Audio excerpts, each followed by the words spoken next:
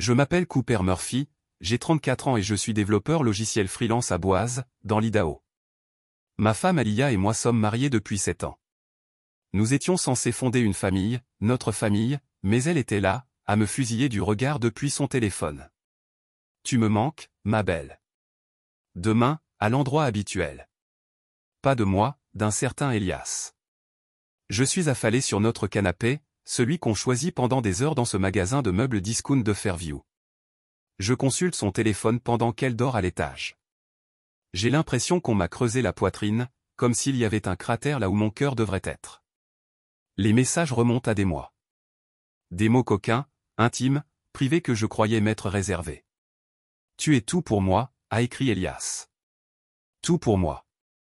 Je n'ai pas crié, je n'ai pas jeté le téléphone, je suis juste resté assis là, engourdi, à fixer l'échographie sur la table basse, celle que nous avions scotchée le jour où nous avons appris que nous attendions un garçon. Notre fils Théo, où était-il? Nous nous sommes rencontrés lors d'une rencontre tech en 2016, à l'époque où le monde des startups de Boise était en pleine effervescence.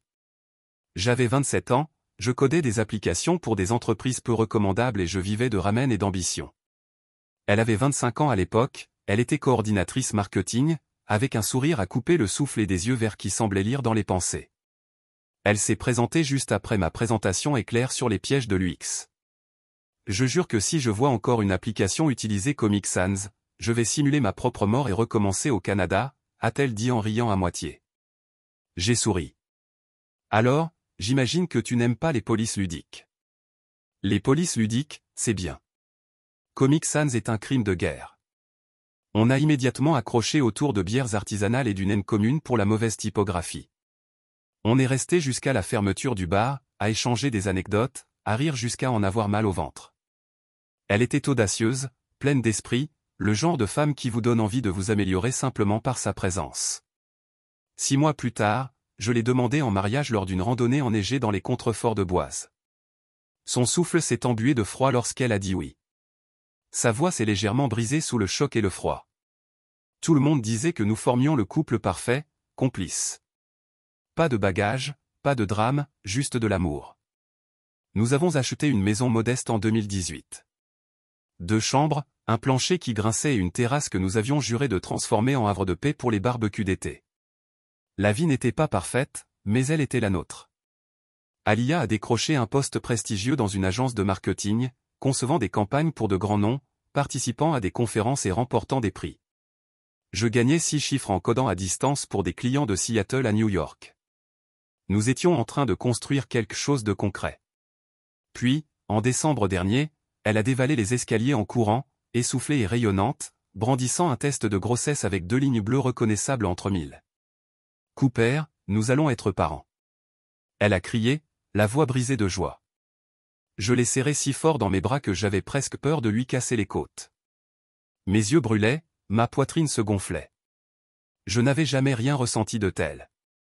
Cette nuit-là, nous sommes restés debout jusqu'à presque 3 heures du matin, allongés par terre dans le salon, à lancer des noms, à parler des couleurs de la chambre de bébé, à nous disputer pour savoir si nous serions une famille de la forêt ou de l'espace. Théo, dit-elle doucement. Des heures se sont écoulées. Je me suis tourné vers elle. Ouais, après ton grand-père. J'ai souri. C'est parfait. J'ai eu l'impression que c'était le début d'une éternité. La première fissure est apparue en février. Alia a commencé à rester tard à l'agence. Elle a accusé une campagne de McCord Brecac d'être à l'origine d'un concessionnaire automobile, le plus gros client du trimestre. Elle a dit qu'elle se traînerait après 21 heures, l'air épuisé, à peine capable de faire un effort. Son téléphone était toujours posé à l'envers sur le plan de travail. J'ai mis ça sur le compte du stress du travail. Les hormones de grossesse. Peut-être que j'étais juste parano. Ça va, ma puce? Je demandais en remuant des pattes ou penché sur mon ordinateur portable, en train de corriger le code défectueux de quelqu'un d'autre. Elle avait esquissé un sourire crispé, dit « Viens de battre Cooper », et disparu sous la douche avant que je puisse ajouter quoi que ce soit. Mais son sourire avait cessé d'atteindre ses yeux. J'avais l'impression qu'elle jouait le rôle de quelqu'un d'heureux, d'épanoui. Puis vinrent les changements vestimentaires. Soudain, ce furent des robes moulantes, du rouge à lèvres vif, des talons aiguilles dans lesquels elle pouvait à peine marcher sans vaciller. J'ai haussé un sourcil un soir en la voyant claquer sur le parquet dans une tenue qui ressemblait plus à un défilé de mode qu'à un uniforme de travail. Je veux être bien dans ma peau, dit-elle presque sur la défensive. Je n'ai pas insisté. Je lui ai fait confiance. C'est ça, l'amour, non? Croire en quelqu'un, même quand on se dit que quelque chose cloche. Puis, par une froide soirée de mars, j'ai décidé de lui faire une surprise au bureau avec son plat thaïlandais préféré. Pad CW, extra épicé, exactement comme elle l'aimait. Je me suis dit que je la croiserais entre deux réunions, que je l'embrasserais peut-être dans le couloir, pour lui rappeler que j'étais toujours là. Je suis entré dans le hall, tout en verre et en mobilier élégant, où son équipe organisait une sorte d'apéro avec ses clients. Tout le monde était debout, flûte à champagne à la main, bavardant avec ce rire forcé et poli, l'amour de l'agence. Elle était là, au centre de la pièce, radieuse dans une robe rouge que je n'avais jamais vue auparavant, discutant avec animation avec un type en costume sur mesure. Elle était électrique, comme l'Alia que je n'avais pas vue depuis des mois. J'ai souri comme un idiot et lui ai fait signe de la main. Son visage s'est assombri dès qu'elle m'a vu. Elle s'est excusée et s'est approchée d'un pas décidé, ses talons claquant sur le carrelage. Cooper, c'est quoi ce bordel? A-t-elle sifflé si fort que le groupe de personnes à proximité s'est retourné. J'ai cligné des yeux. Je t'ai apporté à dîner, ai-je dit en brandissant le sac comme une offrande de paix. Tu as raté le déjeuner, tu te souviens? Je travaille. Son ton était glacial. Tu es obligé d'être si exigeant tout le temps? Le silence se fit autour de nous. Quelqu'un ricana. Une de ses collègues murmura, mon Dieu, quel raté. Le type en costume, Elias, j'apprendrai plus tard, observait tout avec un sourire amusé, comme si j'étais un chien errant égaré dans la rue. Mes joues brûlaient. Soudain, j'eus l'impression que le sac à emporter pesait 25 kilos dans ma main. Je pensais juste que tu aurais faim, marmonnai-je en le posant sur la table la plus proche. Elle leva les yeux au ciel comme si j'avais renversé quelque chose sur sa robe préférée. Rentre chez toi, Cooper. Je suis occupé. La pièce semblait s'effondrer, chaque rire me transperçant comme une lame. Je sortis, tête baissée, la gorge serrée. Ces mots se marquaient dans mon cerveau. En manque d'affection, comme si je venais de me faire écraser par le gravier, comme si je n'essayais pas seulement d'être son mari. Elle ne rentra qu'à 1h du matin. Son rire, un parfum de vin que je ne reconnaissais pas. Ses talons claquaient sur le parquet comme si de rien n'était. Distraite, elle me donna un coup de foin et s'effondra sur le lit, tout habillée. Pendant ce temps, j'étais allongé là, les yeux rivés au plafond, engourdi, son rejet résonnant dans ma tête comme une chanson amère et brisée. J'aurais dû le voir. Je l'ai vu, mais je détournais constamment le regard. Ses nuits tardives s'allongeaient. Puis son téléphone avait un nouveau code. Elle ne me l'a pas proposé, et je ne lui ai pas demandé. J'ai remarqué qu'elle sursautait si je lui touchais l'épaule pendant qu'elle cuisinait, comme si mes mains étaient un corps étranger. Je la surprends à sourire en lisant des textos et à retourner son téléphone quand je passe. Pourtant, je n'ai rien dit. Voyez-vous, j'ai grandi en regardant mon père claquer les portes, le visage rouge, bafouillant, hurlant sur ma mère pour rien.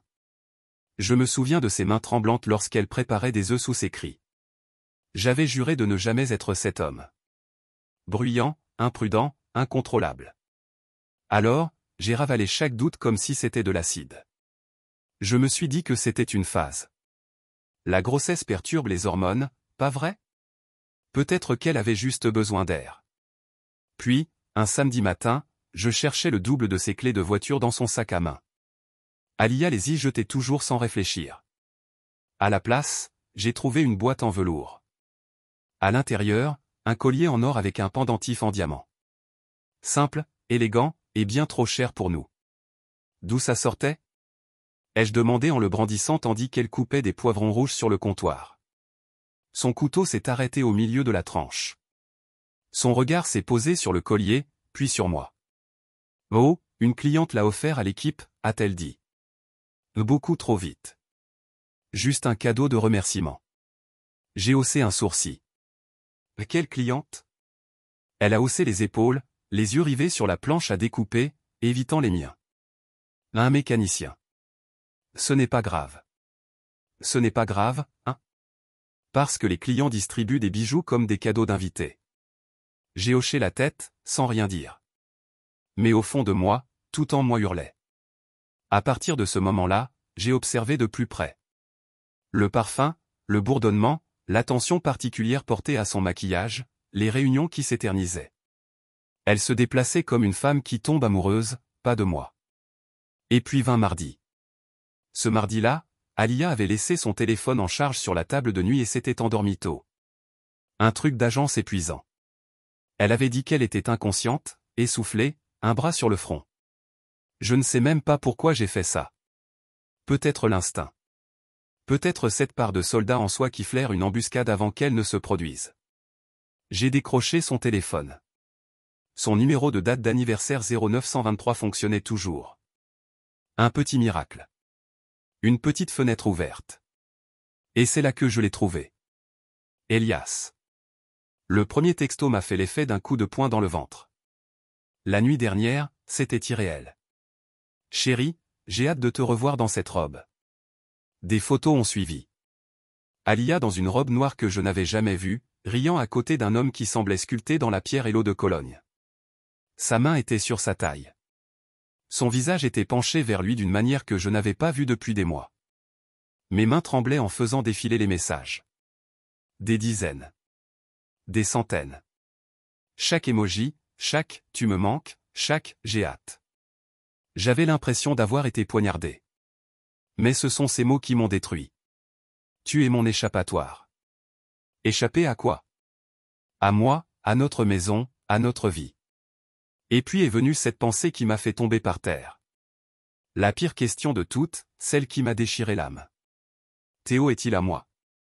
2 jours plus tard, j'étais à genoux dans le code, concentré sur le débogage d'un script back-end pour une application fintech, quand mon téléphone a sonné. Numéro inconnu. J'ai failli laisser tomber la messagerie. Je me suis dit que c'était un client, peut-être un nouveau contrat. Mais quelque chose en moi m'a dit « Réponds ». Bonjour. Il y a eu un silence, puis une voix a traversé la ligne comme de l'huile sur du verre. Cooper Murphy, c'est ça? Le petit homme au foyer d'Alia. Mes doigts se sont figés sur le clavier. Je me suis redressé. Qui est-ce? Il rit. Froid, suffisant, expérimenté. Elias, écoute-moi bien, mon pote. Elle en a marre de tes jérémiades pathétiques. Elle dit que tu es un air ennuyeux et sans colonne vertébrale qui ne peut pas la satisfaire. Je n'arrivais plus à respirer. Ce gosse, continua-t-il. Pas à toi, pauvre type. Je suis le père et je prends ce qui est à moi. Tiens-toi à l'écart ou je te fais vivre un enfer. Puis il rit de nouveau, un rire que je n'oublierai jamais. Aigu, moqueur, comme un couteau qui glisse sous la peau. La ligne fut coupée. Je restai figé, le téléphone immobile contre mon oreille, le curseur de mon écran clignotant comme s'il me mettait au défi de bouger. La rage et la honte m'envahirent comme un raz-de-marée.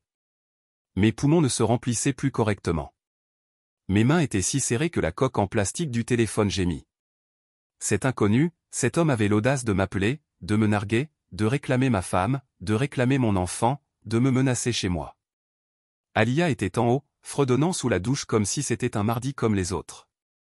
Pendant une seconde, j'ai eu envie de courir là-haut, d'arracher le rideau de douche, d'exiger des réponses, de crier, mais je ne l'ai pas fait. Son rire résonnait dans ma tête, glacial et suffisant, me rappelant tout ce que je perdais. Alors, j'ai fait ce que je fais toujours. J'ai planifié. J'ai enregistré son numéro dans mon téléphone, l'ai mis en majuscule « ennemi ». Je ne l'ai pas affronté. Pas encore. Je ne suis pas programmé pour la rage. J'ai grandi avec la rage. Le visage rouge de mon père, son haleine de bière, la vaisselle cassée, les silences meurtris qui duraient des jours. Ce genre de fureur creuse des trous dans les gens. J'ai appris très tôt à réfléchir avant d'agir, à attendre, à me déplacer comme un joueur d'échecs. Alors, j'ai commencé à préparer le terrain. J'ai d'abord appelé Aaron, mon pote de fac, aujourd'hui avocat spécialisé en divorce dans le centre-ville de Portland. Il me devait beaucoup. J'avais refait le site web de son cabinet de A à Z il y a 1 an. Je ne lui ai rien demandé. On s'est retrouvés dans un restaurant crasseux près de la 82e rue, pour des tables mica et du café brûlé. Je me suis assis en face de lui, dans une banquette, les mains serrées autour d'une tasse ébréchée, pendant qu'il parcourait ses notes. Cooper, c'est grave, a-t-il finalement dit en secouant la tête. Sa voix s'est abaissée. Tu dois faire un test de paternité. Verrouille tes finances. Et surtout, ne la préviens pas. Si elle te trompe, tu dois te protéger. J'ai hoché la tête, le cœur battant, en griffonnant tout sur une serviette comme si c'était une opération secrète. C'était sale, comme si je la trahissais rien qu'en préparant ça. Mais il fallait que je sache. Il fallait que je survive. Ce soir-là, j'ai commandé un test de paternité prénatale non invasif en ligne. 1300 $. Un petit prix pour plus de clarté. J'ai aussi ouvert un nouveau compte dans une coopérative de crédit de l'autre côté de la ville. Tranquille. Aucune trace numérique qu'un lion penserait à vérifier. J'ai siphonné la moitié de nos économies communes et redirigé tous mes dépôts de freelance vers le nouveau compte. Elle ne s'en est pas rendue compte. Trop occupée par ses réunions, elle était aux prises avec des problèmes avec un client. Cette start-up tech de Seattle avec laquelle je travaillais depuis des mois. Leur nouveau chef de projet, Wesley, était un égocentrique ambulant, vêtu d'une veste Patagonia. Jeune, suffisant et en proie à une étrange frénésie de pouvoir. Dès le premier jour, il ne m'a pas apprécié. Peut-être étais-je trop vieux, trop taciturne. Ou peut-être que je ne lui avais tout simplement pas léché les bottes. Il pinaillait chaque ligne de mon code. Il envoyait des emails passifs-agressifs à 22 heures avec des objets comme des inquiétudes quant à l'exécution. Il imposait des délais impossibles et attendait des miracles. Fais-le, Cooper, ou on trouvera quelqu'un qui le fera, écrivait-il. Je sentais que Wesley me visait, mais je ne comprenais pas pourquoi, jusqu'à ce qu'un après-midi, les yeux embrumés et sous l'effet de la caféine, je sois resté accidentellement sur Zoom trop longtemps après la fin d'une réunion. C'est là que je l'ai entendu. Wesley riait avec quelqu'un d'autre. Peut-être des RH, peut-être juste un autre technicien qui racontait comment il avait réussi à me voler mon contrat pour un pote. C'est un développeur solide, a dit Wesley. Bien plus agile que Cooper. Je vais attendre encore quelques semaines, et hop, échange impeccable. Pas de drame. Ça m'a fait l'effet d'un coup de poing dans le ventre. Ce n'était pas juste un conflit de personnalité. Il essayait activement de saper ma réputation, de réduire mes revenus, de saboter ma carrière. Avec la trahison d'Alia qui me rongeait déjà comme de l'acide, Wesley me semblait être un second front dans une guerre à laquelle je n'avais jamais adhéré.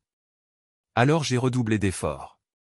Je me suis plongé dans le code, j'ai réécrit des scripts jusqu'à ce qu'ils ronronnent, j'ai testé chaque fonction 2 fois. S'il voulait me faire tomber, il devrait ramper dans un travail impeccable pour y parvenir. Mais la pression, elle, me brisait. Pendant ce temps, le test de paternité nécessitait l'ADN d'Alia. C'était facile. J'ai accompagné Alia à son examen de routine, en essayant de faire comme si de rien n'était. Ma femme n'avait aucune idée de ce que je manigançais. L'examen s'est déroulé comme prévu. Alia était nerveuse, mais le médecin était efficace, suivant sa routine habituelle. Lorsqu'elle est sortie un instant, j'ai attiré son attention. « Écoutez, j'ai besoin d'un service », ai-je dit doucement. « Pourriez-vous me faire une prise de sang ? Pas pour les analyses habituelles, mais juste pour quelques examens supplémentaires. Je prendrai en charge les frais. » Elle a hésité, mais n'a pas posé de questions. « C'est un supplément, vous comprenez ?» a-t-elle dit en nous regardant tour à tour. J'ai hoché la tête et lui ai glissé l'argent discrètement. Pas de problème. Que ça reste entre nous. L'infirmière est entrée et ils ont fait la prise de sang sous prétexte d'analyse supplémentaire. Alia n'a pas posé de questions, probablement trop distraite par tout le reste. J'ai prélevé cet échantillon, ajouté mon propre échantillon de joue, scellé le kit et les déposé dans une boîte FedEx près de la bibliothèque, les mains tremblantes. Puis j'ai attendu. Vivre dans ces limbes, c'était comme être coincé dans une cocotte minute. Chaque bruit était trop fort. Chaque silence trop long. Je codais toute la nuit, je répondais aux emails sarcastiques de Wesley. 4 sourires en visioconférence, tandis qu'Alia flottait en arrière-plan comme un fantôme que j'avais connu. Elle se frottait parfois le ventre en fredonnant ses douces berceuses à Théo, une qu'elle avait dû apprendre de sa mère ou d'une vieille playlist. Je restais là, à la regarder à travers la porte entrebâillée, et je me demandais, est-il vraiment à moi? J'ai arrêté de manger sainement. Mon jean s'est défait. J'ai perdu 5 kilos en un mois sans m'en rendre compte. Emma, ma sœur, qui tient une boulangerie à Twin Falls, m'a appelé un soir alors que j'envoyais des commis sur J-Hub à 2 heures du matin. « Cooper » a-t-elle dit, la voix nouée d'inquiétude. On dirait un fantôme. Qu'est-ce qui ne va pas? J'ai fixé le curseur clignotant. Juste un craquement au travail. J'ai menti. Une cliente de l'enfer. Je ne pouvais pas lui dire. Pas encore. Pas avant d'avoir des preuves. En attendant, j'ai orienté mes compétences en codage vers Elias. Elias Cox, 38 ans, possédait une petite chaîne de concessionnaires automobiles douteux dans l'Oregon. Divorcé, sans enfant, en pleine crise de la quarantaine, le sourire en coin en guise d'âme. Son Instagram était une véritable tempête d'ego numérique. Lamborghini, Rolex, femme à moitié vêtue avec des légendes du genre « mérité », « non donné » et « la vie de patron » au quotidien. Le pire, c'était les publications de rupture. Les vrais hommes prennent ce qu'ils veulent. Les faibles en pleurent. J'ai creusé plus profondément. LinkedIn, Yelp, même les archives judiciaires publiques. Ces concessionnaires étaient un champ de mines de plaintes, d'arnaques à la paille et à l'échange, de faux papiers, de clients fantômes après les acomptes. Une femme nommée Beth a publié un article de 2100 mots sur Facebook intitulé « Elias Cox est un menteur qui a ruiné ma vie ». Il a disparu en quelques heures, mais j'ai fait une capture d'écran de chaque mot. Il s'avère qu'il a rencontré Alia grâce à une campagne menée par son agence pour ses concessions. Ces dîners clients auxquels elle se précipitait en robe moulante et talons neufs. C'est là que tout a commencé. Fin mars. J'essayais de ne pas y penser, mais les images me revenaient toujours. Elle riant devant des cocktails pendant que je nettoyais des biberons. Lui touchant le bas du dos en montant dans sa Maserati. Puis vint le barbecue. Notre ami Max nous avait invités. Un de ces barbecues dans le jardin avec trop de bière, des enfants et des piscines gonflables, et toujours quelqu'un qui brûle du maïs. J'y suis allé parce que j'avais désespérément besoin de quelque chose de normal. J'espérais qu'on rirait à nouveau, qu'on renouerait peut-être, qu'on se souviendrait de qui on était. Au lieu de ça, Alia est restée scotchée à son téléphone toute la soirée. J'ai fait griller des hamburgers avec notre hôte, David, faisant semblant de ne pas remarquer qu'elle m'ignorait. À un moment, j'ai jeté un coup d'œil à travers le jardin et je l'ai vue au bord de la piscine, son téléphone à la main, tournant en rond. Elle ne m'a pas vu la regarder. Elle parlait à son amie, Linda. Sa voix transperça l'air humide de l'été comme une lame. « Cooper est tellement ennuyeux », dit Alia, sèche et désinvolte, comme si elle ne parlait pas de l'homme qui avait plié ses jeans de maternité et lui avait construit une chambre d'enfant. Il est assis dans son bureau, à coder comme un drone. Sans passion, sans enthousiasme. J'étais à environ 3 mètres de moi, adossé à la clôture, une bouteille de bière trempée de sueur à la main. Elle me tournait le dos, son téléphone bleuté contre sa joue tandis qu'elle parlait à Linda près de la piscine. « Elias est différent », poursuivit-elle en riant doucement. « Il a une vision. Il fait bouger les choses. Je jure que j'aurais dû le rencontrer il y a des années. Ce bébé mérite un père comme ça. » Le rire de Linda transperça la nuit. « Ma fille, tu es une sauvage », gloussa-t-elle de sang-froid. Mes oreilles bourdonnaient. Les voix autour de moi s'éteignirent comme si on m'avait jeté sous l'eau. 2 personnes près de la glacière me jetèrent un coup d'œil, puis détournèrent le regard trop vite. L'une d'elles murmura, « Pauvre type ». Je restai figé, submergé par la rage et l'humiliation. Je ne dis rien, je ne la confrontai pas. Je me glissai dehors, montai dans ma voiture et rentrai seul chez moi, la bière intacte, elle. Des mots résonnaient comme des coups de feu. Ce bébé mérite un père comme ça. Elle est arrivée en titubant à 2 heures du matin, talon à la main, le mascara légèrement taché. Désolé, a-t-elle marmonné en laissant tomber son sac par terre. Je me suis laissé prendre. Je n'ai pas répondu, je me suis contenté de fixer le plafond tandis qu'elle se glissait dans mon lit à côté de moi, sentant le vin et l'eau de Cologne hors de prix qui n'était pas la mienne. Je n'ai pas fermé l'œil. Sa trahison tournait en boucle dans mon cerveau comme un code corrompu. Interminable, inéluctable. Une semaine plus tard, j'ai reçu une alerte bancaire. Un retrait de $5000 de notre épargne commune. Pas de note, pas de préavis, rien. Je me suis connecté et j'ai eu un coup d'estomac. 3 autres transactions ont surgi au cours du mois dernier. $2000, $3500, $4000, tous transférés sur un compte personnel inconnu. Elle y avait accès, certes, nous faisions toujours tout ensemble, mais nous discutions des grandes décisions. Toujours. Ce soir-là, autour d'un dîner tranquille. J'ai réchauffé du curry, j'ai essayé de garder une voix calme. Tiens, j'ai vu des gros retraits sur mon compte épargne. Que se passe-t-il? Alia a à peine levé les yeux de son assiette. Oh, probablement des frais professionnels. Je serai remboursé, a-t-elle dit en balayant l'affaire. Les yeux rivés sur sa nourriture, les mains crispées sur la cuillère. Je ne l'ai pas acheté. Le lendemain matin, j'ai appelé la banque en me faisant passer pour un mari désorienté. La femme au bout du fil était polie mais claire. Ces virements étaient effectués sur un compte personnel. Monsieur Langston, a-t-elle dit, n'était affilié à aucune entreprise. J'ai eu la nausée. Un compte personnel? Transférait-elle de l'argent à Elias? Prévoyait-elle de me quitter?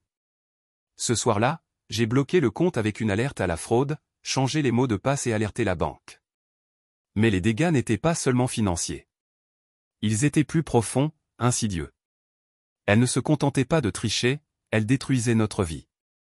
3 semaines après avoir découvert les messages, les résultats du test de paternité sont enfin arrivés dans ma boîte de réception. J'étais à mon bureau, à peine.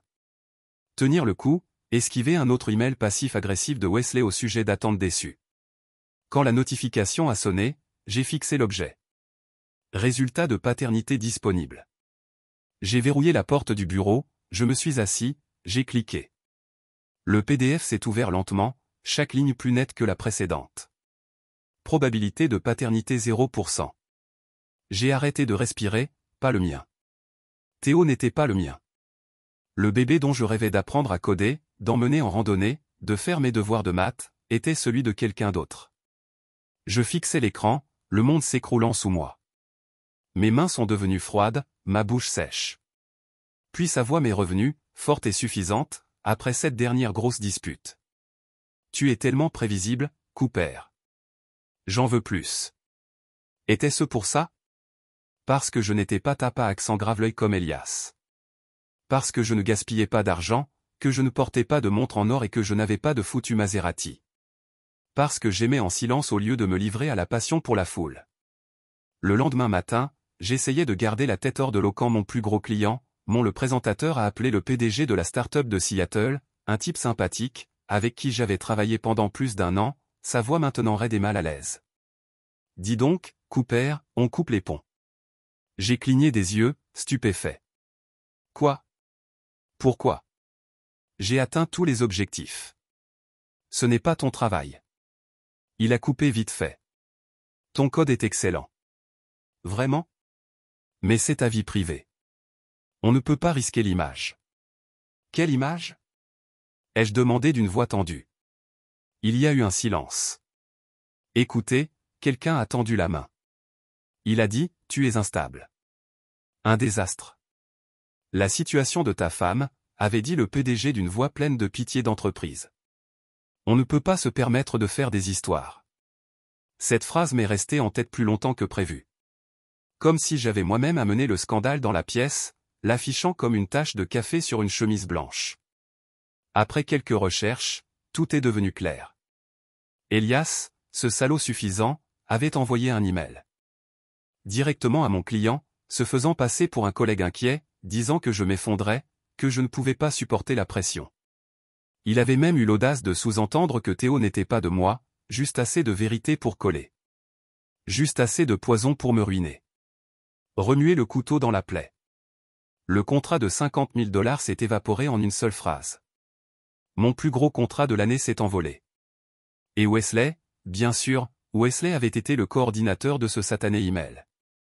Ce chef de projet au sourire narquois tournait en rond comme un vautour depuis le début des rumeurs de divorce. Je savais qu'il insistait pour que le contrat soit annulé.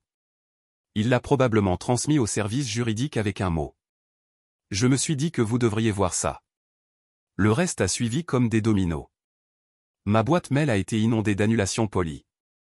Des clients de longue date avec qui j'avais établi une confiance m'ont quitté du jour au lendemain. Ils utilisaient tous la même formulation vague. Problème de fiabilité. Mauvais timing. Besoin de réévaluer les priorités. Elias ne couchait pas seulement avec ma femme. Il incinérait ma vie. Et Wesley. Il jetait de l'huile sur le feu. J'étais assis à mon bureau, le curseur clignotant sur un blanc écran. Projets abandonnés, code intact. J'avais l'impression que Boaz se moquait de moi. Ce soi-disant nouveau départ pris il y a 2 ans, maintenant un tas de cendres. Ce soir-là, je l'ai trouvée dans la cuisine. Elle se tenait pieds nus devant le réfrigérateur, mangeant du yaourt à même le pot, parcourant les pages de son téléphone comme si le monde ne s'écroulait pas. Alia, ai-je dit d'une voix tendue mais assurée. Trop assurée. Et qui est Elias Cox? Sa cuillère s'est figée. Ses doigts ont arrêté de défiler. Son visage s'est vidé de ses couleurs, comme si on l'avait débranché. De quoi tu parles, a-t-elle balbutié. J'ai brandi son téléphone, déjà ouvert sur les textos. Elle l'avait laissé sur le canapé. Je ne cherchais rien, juste une habitude. Mais l'aperçu du message à lui seul m'a retourné l'estomac. Tu étais tellement canon aujourd'hui, même pendant cette réunion ennuyeuse. J'ai hâte que tu sois à fond dans tes pensées.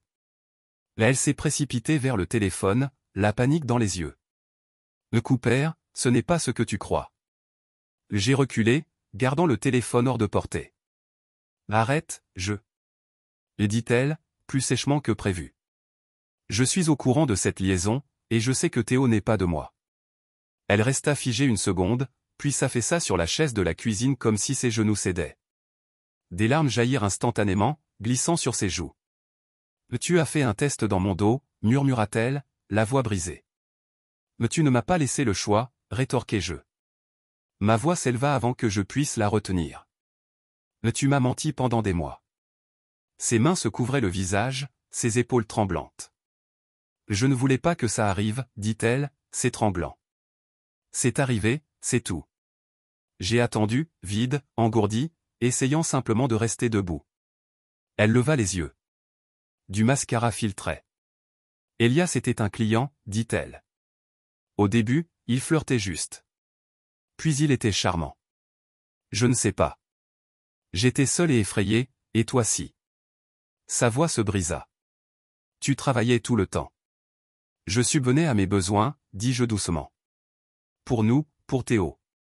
Tu étais si en sécurité, dit-elle. Et sa façon de dire ça m'a donné envie de hurler. Elias est excitant. Il prend des risques. Il me faisait me sentir vivante. Chaque mot était un poignard. Être en sécurité comme ça était un défaut. Comme construire un foyer. Se montrer chaque jour en aimant profondément quelqu'un. C'était une sorte de défaut. J'avais envie de hurler, de balancer le téléphone, de lui hurler dessus jusqu'à ce que les murs tremblent. Mais je ne l'ai pas fait. Je suis resté planté là, vidé. Et maintenant? Ai-je demandé d'une voix si plate qu'elle ne me ressemblait même pas. Elle a baissé les yeux vers son ventre, puis vers moi, les yeux rouges et irrités. Je ne sais pas. Moi non plus. Mais j'étais sûr d'une chose. Je ne pouvais pas rester dans cette maison, à faire comme si nous étions toujours nous. J'ai préparé un sac de sport, je l'ai jeté sur la banquette arrière et je suis allé chez Aaron. Je ne lui ai même pas envoyé de SMS, je suis juste arrivé à sa porte un jour, les yeux creusés et anéantis. Il l'a ouverte, m'a jeté un coup d'œil, et n'a pas dit un mot, s'est juste écarté, m'a tendu la main. Une bière du frigo, et il a hoché la tête vers le canapé. « Tu es plus fort que ça, Cooper », a-t-il dit en s'installant dans le fauteuil à côté de moi. « Tu t'en sortiras. » Je voulais le croire. Mon Dieu, je voulais que ce soit vrai. Le lendemain, Emma a appelé. Elle avait toujours ce radar pour mes mauvais jours, et j'imagine que j'ai dû m'égarer. 1 minute, j'essayais de faire comme si tout allait bien. La minute d'après, je m'étouffais avec mes propres mots. Je lui ai tout raconté. Alia, Elias, le test de paternité. Le silence, puis la fureur. Ce fils de pute. Elle a sifflé. Coupé, écoute-moi. Sarah travaillait chez lui. Il y a 2 ans, elle a démissionné parce qu'il a essayé de l'arnaquer en lui faisant signer des contrats douteux. Ça m'a figé net. Attends, Sarah? Sarah? Oui. Elle a dit qu'Elias était une mauvaise nouvelle. Une très mauvaise nouvelle. Elle a dit qu'il se vantait vraiment de cibler les femmes mariées, de briser des familles pour le plaisir. Elle a dit que ça lui donnait un coup de fouet. Cooper, fais attention à toi.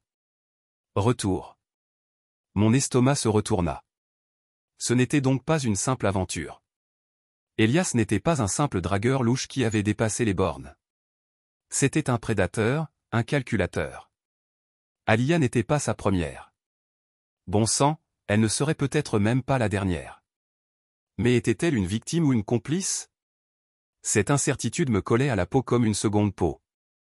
Je n'arrivais pas à dormir, je n'arrivais pas à réfléchir clairement. Je revivais tout. Chaque rendez-vous tardif, chaque refus soudain, chaque fois qu'elle disait être fatiguée ou avoir besoin d'espace. Mais l'histoire de Sarah avait allumé quelque chose en moi. Je ne me battais plus seulement pour moi-même. Je combattais un monstre. Les semaines suivantes furent un mode survie. Pas de respiration, pas de temps pour ressentir. J'ai demandé le divorce, invoquant l'adultère. Aaron est intervenu, m'a guidé dans les méandres juridiques comme si c'était une seconde nature. Il connaissait des gens, passait des coups de fil, faisait bouger les choses. Nous avons bloqué la maison sur mes comptes. Dieu merci, elle était à mon nom. Mon père est décédé en 2015 et m'a laissé une petite succession.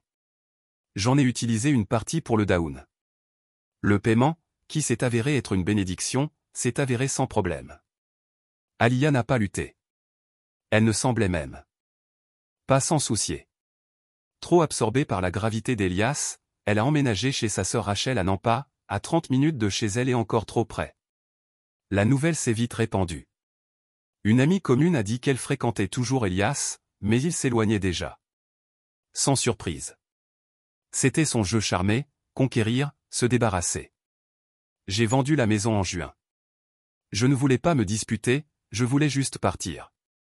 Nous avons partagé les bénéfices équitablement, non pas par nécessité, mais parce que je ne voulais plus la revoir. J'ai pris ma part et j'ai acheté un 2 pièces en centre-ville. Élégant, propre, pas de plancher qui craque, pas de légère odeur de lotion dans le couloir. Pas de souvenirs minés dans les coins. C'était un nouveau départ, mais pas une page blanche. La vraie douleur n'était pas le divorce. Ce n'était même pas l'argent. C'étaient les conséquences. Chuchotement, regard en coin, silence de clients avec qui j'avais travaillé pendant des années. Contrat, je n'arrêtais pas de disparaître. Les raisons étaient toujours vagues. Je prenais une autre direction, je réévaluais mes priorités. Tony, mon coiffeur, un type qui ne se taisait jamais, m'a lancé un regard compatissant en me coupant les cheveux. J'ai entendu parler de ta femme, mec. Brutal. Et puis il y a eu le barista de Grain 12. Un petit voyou suffisant avec des tatouages et un faux accent. T'es le type dont la fille n'est pas la sienne, hein? Fou. Tout le monde s'est retourné, les têtes se sont tournées, certains yeux pleins de pitié, d'autres juste curieux comme s'ils regardaient un accident de voiture. J'avais envie de l'attraper par le col et de le plaquer contre la machine à expresso. Mais tout ce que j'ai dit, c'est « un café noir, maintenant ». Après ça, j'ai arrêté de sortir, j'ai arrêté d'aller dans les endroits où Aliyah et moi étions allés. Plus de bars, plus de restaurants, même pas le parc où on pique-niquait. Je travaillais de chez moi, je commandais des courses en ligne, je partais tôt avant que le monde ne se réveille. Je suis devenu un fantôme avec un pouls. Et juste au moment où je pensais que les choses ne pouvaient pas empirer, Dylan s'est présenté. Début de la station-service au large d'Eagle Road. Je remplissais, perdu dans ma propre tête, lorsque son camion s'est arrêté rapidement, trop vite et m'a bloqué. Il a sauté tous les biceps et rage. Marchez tout droit, ton le nez. Vous êtes un morceau sans valeur de lui. J'ai cligné des yeux. Dylan, reculez. Vous ne pouvez pas parler. Craquait-il, piquant un doigt dans ma poitrine. Aliyah est sortie de votre ligue. Toujours. Vous l'avez conduite à Elias avec votre cul faible. J'ai serré mes poings, serré. Vous ne savez rien de notre mariage. Je sais que toi. Il grogna. Sans spin. Ringard. Ce gamin est mieux avec un vrai homme, pas un perdant sans spin comme vous. Quelques gars pompant du gaz regardaient du coin de mon œil. L'un d'eux sortant son téléphone, probablement pour enregistrer. Dylan n'avait pas encore fini. Il a continué, crachant du venin à chaque mot. Tu es une blague, Murphy. Tout le monde rire de toi. Mes poings serrés, le cœur battant comme un battement de tambour dans ma poitrine. Mais je n'ai pas balancé. Je savais mieux. J'avais appris il y a longtemps que combattre le feu avec du feu ne fait que vous brûler. Alors, j'ai continué à marcher. Ces railleries ont sonné derrière moi, mais je ne suis pas revenu en arrière. J'ai gardé la tête haute alors que je monte dans ma voiture, essayant de bloquer le son de sa voix. Cette nuit-là, la vidéo a frappé X, publiée par Dylan S. Buddy. Chimp local et scolarisé. Il est devenu viral, accumulant 1000 retweets en quelques heures. Les commentaires se sont empilés sur Fast. Quel bêta. Le mérite. J'ai éteint mon téléphone avant de pouvoir lire, mais cela n'avait pas d'importance. L'humiliation s'est accrochée à moi comme une pourriture humide. C'était comme si le monde me regardait s'effondrer. Et je ne pouvais pas l'arrêter. Mais je ne me suis pas simplement léché mes blessures. Non, je complotais. J'utilisais la colère qui se retournait en moi comme carburant. J'ai jeté moi-même dans mon codage, mes doigts volant sur le clavier comme un homme en feu. J'ai creusé dans les concessionnaires d'Elias, grattant les documents publics et référençant des numéros de VIN avec les plaintes des clients. Les résultats étaient de l'or. Elias éraquait les valeurs commerciales, forgeant des documents de prêt, les dépôts de poche, des centaines de milliers de dollars. Au fil des ans, j'ai tout compilé. Capture d'écran, email, même une astuce de dénonciation de Sarah à propos de ses escroqueries. Je l'ai envoyé de manière anonyme à l'agence de protection des consommateurs de l'Idaho et au CCD, le Better Business Bureau. C'était comme un poids qui soulevait ma poitrine, comme si j'avais finalement trouvé un moyen de riposter. 10 jours plus tard, Aaron a appelé. Sa voix bourdonnait d'excitation. Cooper, Elias est vissé. L'enquête de son concessionnaire a tout audité leur audit. J'ai souri, un vrai sourire, le premier depuis des mois. C'était comme si j'avais finalement décroché un coup de poing. La ruée ne ressemblait à rien d'autre que je ressentais depuis longtemps. Peu de temps après, les victimes ont commencé à publier sur X, appelant Elias un voleur. Cox m'a vendu un citron et a gardé mon dépôt. Ce mec est une fraude. Le poste d'Elias s'est arrêté. Sa présence de médias sociaux suffisant a disparu, remplacée par les titres des nouvelles. Le concessionnaire Boise fait face à une enquête de fraude. C'était comme si le monde s'était retourné contre lui et que je ne pouvais pas m'arrêter de sourire. Je ne me suis pas arrêté là. J'ai nourri le dossier à un journaliste local qui a publié une histoire en première page sur l'enquête sur la fraude. Le visage suffisant d'Elias a été plâtré dans tous les stands de Nouvelle en ville, et je me sentais à nouveau vivant, comme si j'avais remporté le premier tour de ce combat. Mais la honte publique ne s'est pas arrêtée là. Elias, toujours le charmeur, posté sur X. Certains gars ne peuvent pas gérer une vraie femme. Le message a obtenu 500 likes. Chacun se sentait comme un coup dans mon instinct. Des amis m'ont envoyé un texto de capture d'écran en vérifiant si j'allais bien. Je n'allais pas bien, mais je n'ai pas répondu. Et puis il y avait des amis d'Alia. Dans une charcuterie un après-midi, je l'ai entendu la meilleure amie Tara bavard avec un collègue. Sa voix est juste assez bruyante pour que je puisse entendre. Cooper n'est pas un total. Alia est passée à Elias. Meilleur look, meilleur compte bancaire. C'était comme une gifle sur mon visage.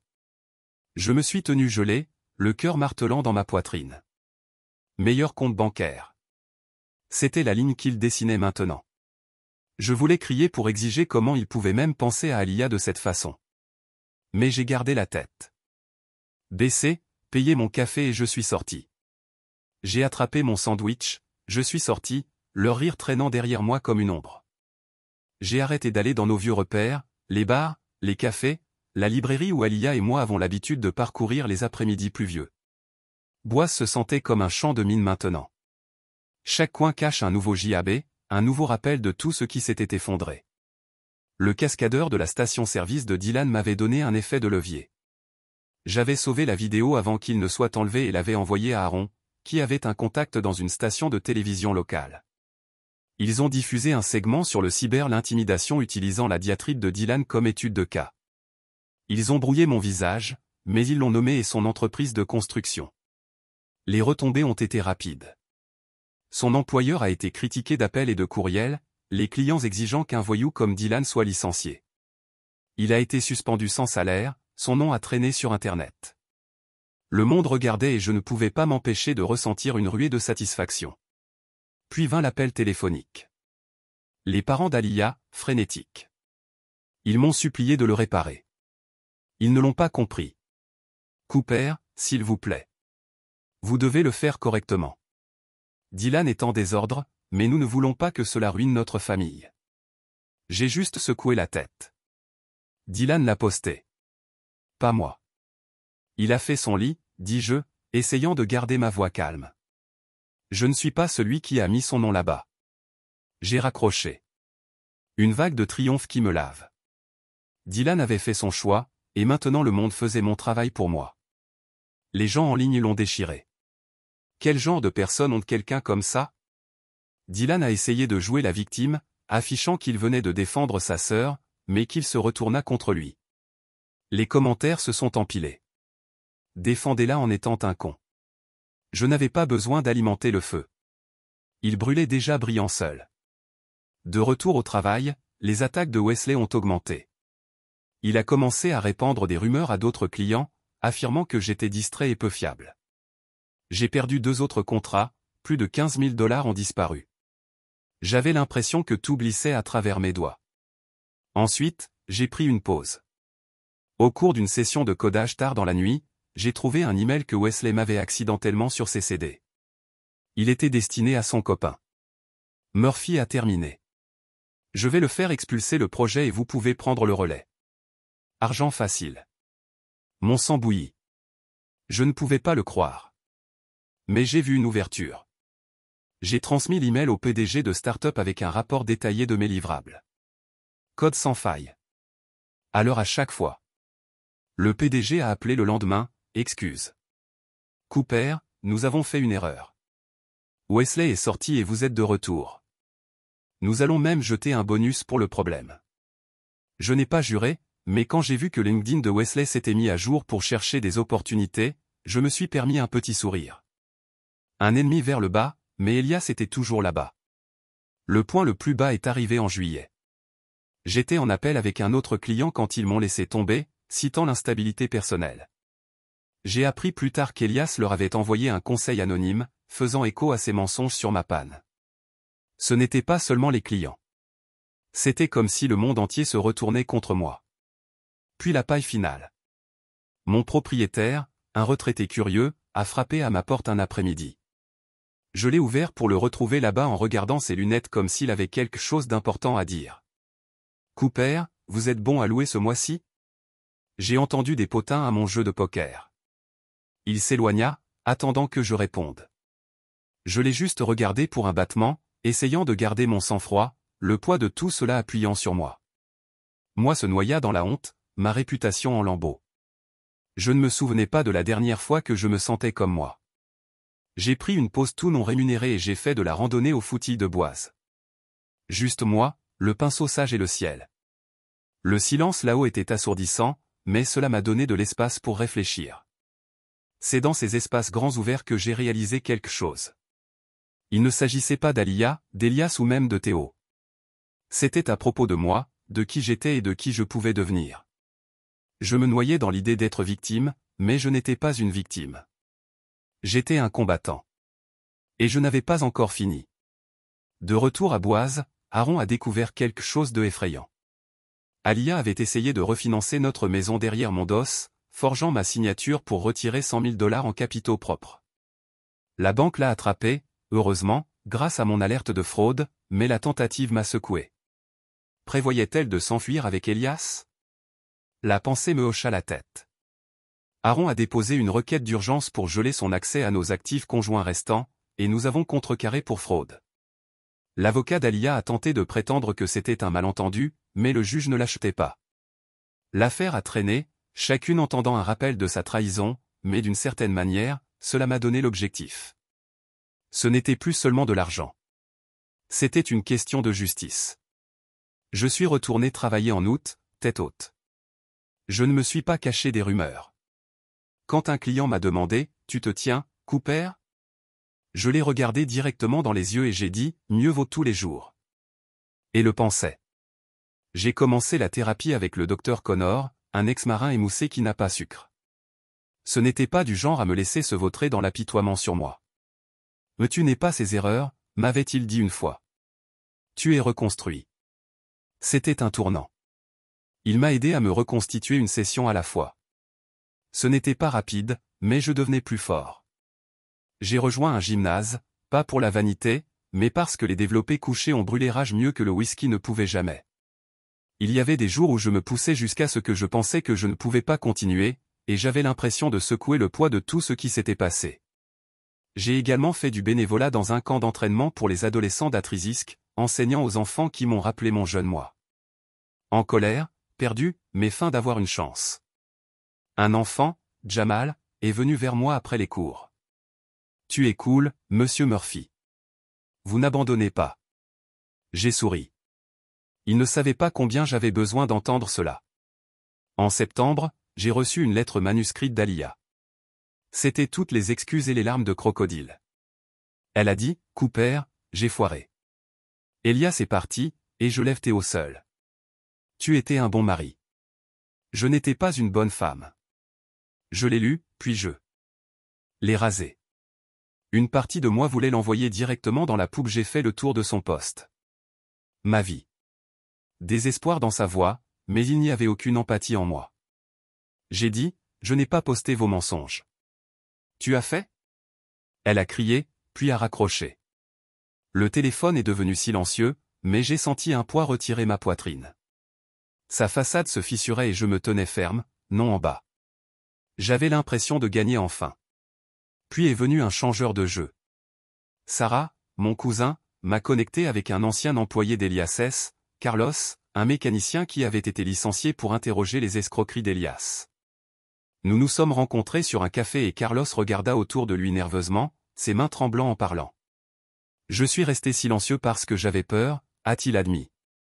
Mais vous le combattez. Je veux entrer. Je me suis penché en avant, soudainement plus alerte. Carlos avait des enregistrements, des emails, des reçus, même un appel enregistré où Elias s'est vanté de visser les clients. Nous nous sommes associés, combinant nos preuves. L'appel de Carlos était le pistolet fumant, preuve qu'Elias faisait partie d'un réseau de fraude qui s'étendait bien au-delà de Boise. C'était comme une étincelle d'espoir, pas juste pour moi, mais pour chaque personne qui l'avait blessé. En octobre, Aaron a appelé avec les nouvelles. C'est fini, Cooper. Le fédéral a fait une descente dans le concessionnaire d'Elias aujourd'hui. Ils ont saisi des ordinateurs, des fichiers, tout. Il a forgé des signatures sur les prêts automobiles, empoché des dépôts et blanchi l'argent par le biais de sociétés écrans. Les preuves de Carlos combinées avec mon dossier avaient fait basculer la balance. Une mère célibataire qui l'a arnaqué est devenue publique avec son histoire qui a déclenché une enquête fédérale. L'empire d'Elias s'est effondré. Cette nuit-là, j'ai vérifié que le compte de X Elias avait disparu. Alia est aussi. C'était comme si l'air était plus propre d'une manière ou d'une autre. Les fédéraux ne se sont pas arrêtés aux arrestations. Elias a fait face à des accusations fédérales, à une fraude par fil, à un vol d'identité, à un complot dans 3 États. Sa mise en accusation a été diffusée dans des nouvelles locales et j'ai regardé depuis mon appartement, une bière froide à la main alors qu'il se promenait devant le tribunal dans une combinaison orange. Son sourire narquois habituel avait disparu, remplacé par un air renfrogné. Le juge a refusé la mise en liberté sous caution, le qualifiant de risque de vol avec un modèle de tromperie. X a explosé avec des messages de ses victimes, des commentaires le qualifiant de cafard pourri. Allez m'a tagué dans un post, et je l'ai regardé un instant avant de l'ouvrir. Merci, Cooper, de nous avoir aidés à riposter. J'ai ressenti une vague de quelque chose. Peut-être que la fierté, peut-être un soulagement, mais c'était comme si les derniers mois avaient finalement commencé à avoir du sens. Je n'étais pas un héros, mais j'avais fait ma part. Le botteur? Alia a été nommée personne d'intérêt pour avoir approuvé les campagnes publicitaires frauduleuses d'Elias chez son agence. Elle n'a pas été inculpée, mais son entreprise l'a licenciée et son LinkedIn est devenu sombre. La bataille juridique sur le refinancement de la maison s'est terminée en ma faveur avec Alia a ordonné de payer une restitution. Karma n'a pas seulement frappé. Il a baissé la porte. En novembre, j'ai reçu une lettre de Haley, la maman célibataire qui avait déclenché l'affaire fédérale. C'était court, mais m'a frappé plus fort que ce à quoi je m'attendais. Cooper, tu ne me connais pas, mais tes preuves m'ont aidé à obtenir mon retrait de l'argent. Vous m'avez donné à moi et à ma fille un avenir. Merci. Je l'ai épinglé à mon réfrigérateur, un rappel que ce combat était plus grand que moi.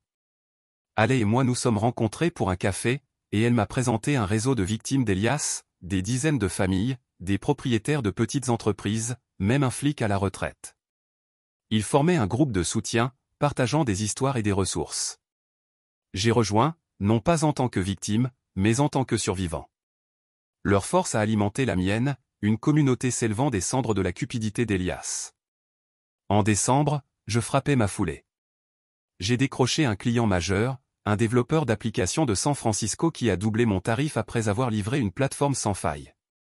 J'ai commencé à sortir avec Julia, analyste de données avec un esprit vif et un amour pour les romans de science-fiction. Ce n'était pas encore l'amour, mais son rire ressemblait à la lumière du soleil après un long hiver.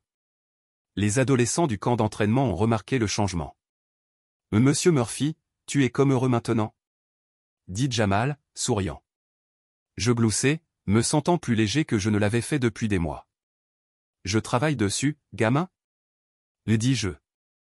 Puis, une soirée neigeuse, elle avait l'air usée, les yeux creux, et la vue de moi.